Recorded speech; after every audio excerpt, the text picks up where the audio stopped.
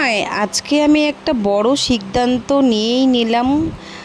আমার ভালোবাসার মানুষের কাছে যাব। প্রায় 1 বছর ধরে আমাদের দুজনের কথা হচ্ছে। তারপরে তোমাদের দাদাভাইকে বলার পরে তোমাদের দাদাভাই অনেকটা মানে জানি না ও রাজিটা কেন হলো, বললো তুমি যাও।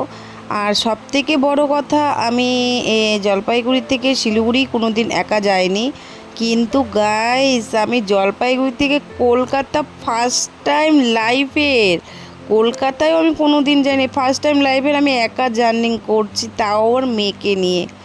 তো ভাবো, একটা মানে ভালোবাসার মানুষকে দেখার কতটা আগ্রহী। বিশ্বাস করো, আমি কখনো স্বপ্নেও ভাবিনি তোমাদের দাদাভাই আমাকে এইভাবে ছেড়ে দেবে। তো আমি সারা রাত ঘুমাতে পারিনি, খালি মনের মধ্যে একটাই যে আমি প্রথম ওকে দেখব। আমার মানে সেই মানে ফিলটা তোমাদেরকে আমি বলে বোঝাতে পারবো না। প্রায় 4টা বাজে ঘড়িতে বসে বসেই কাটিয়ে দিলাম।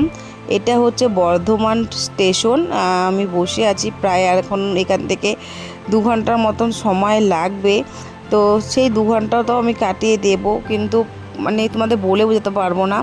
ট্রেন থেকে নেমে আমি হচ্ছে একটা লোকাল ট্রেনে উঠেছি, আর প্রিয় মানুষটাকে অবশ্যই তোমাদের সাথে পরিচয় করিয়ে দিব। নেক্সট ব্লগ অবশ্যই আসবে।